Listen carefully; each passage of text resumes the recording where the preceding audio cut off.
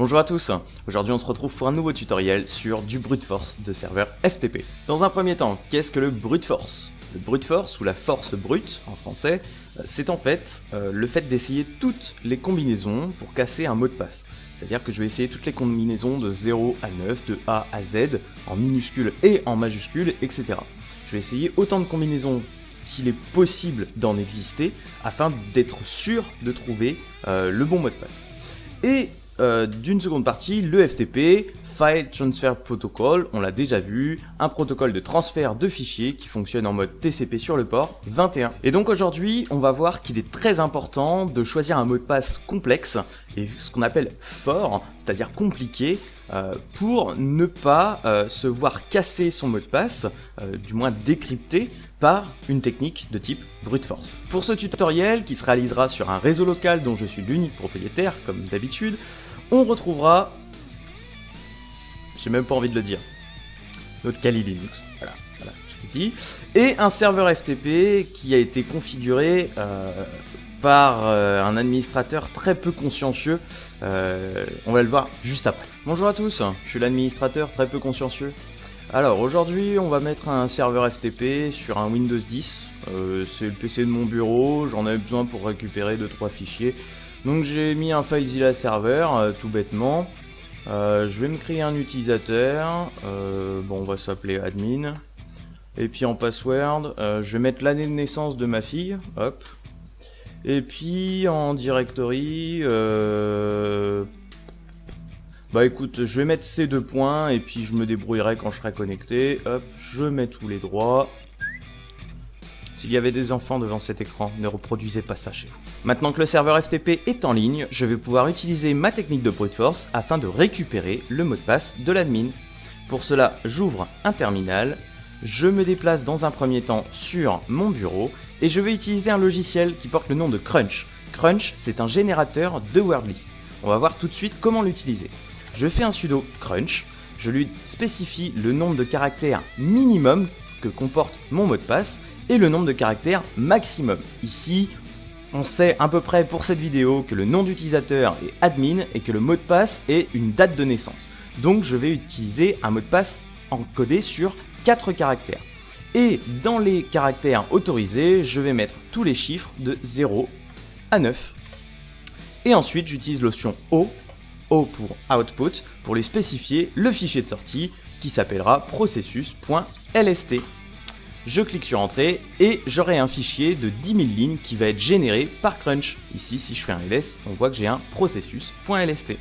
Ensuite, je n'ai plus qu'à lancer mon brute force avec le logiciel Hydra en lui spécifiant le fichier de mot de passe généré avec Crunch. Pour cela, je vais taper sudo Hydra. L'option "-t" me permet de définir le nombre de threads simultanés, c'est-à-dire le nombre de connexions au serveur FTP simultanées qui vont pouvoir tester des combinaisons de mots de passe qui proviennent du fichier de wordlist. Et donc ici, je vais choisir d'utiliser 5 threads. L'option L va lui permettre de connaître le nom d'utilisateur à utiliser. L'option "-p" permet de lui spécifier l'endroit où se situe le fichier de mot de passe. Donc notre word list qui se situe dans root bureau et qui s'appelle processus.lst. "-vv pour que le programme soit plus verbose, plus verbeux, et ensuite suivi par l'adresse IP de notre serveur FTP et ce qui fait le cœur de la commande, le protocole FTP. Je n'ai plus qu'à appuyer sur Entrée et Hydra va se charger tout seul de tester toutes les combinaisons de mots de passe qui proviennent du fichier wordlist processus.lst. On se retrouve tout à l'heure.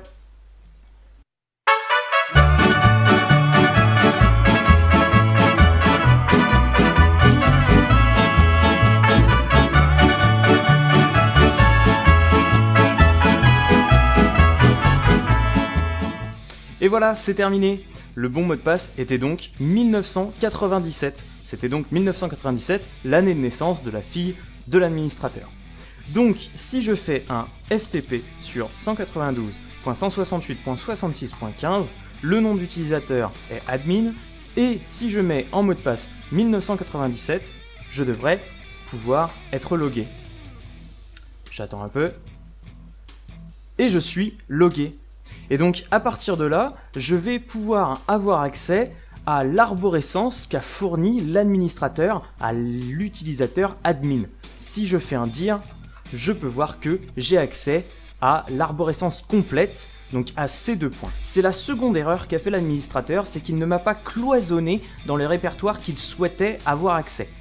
C'est tout l'intérêt par exemple sous Linux de la commande chroot ou chroot pour les intimes qui permet en fait de cloisonner un utilisateur dans son répertoire personnel plutôt que de lui donner accès à toute l'arborescence.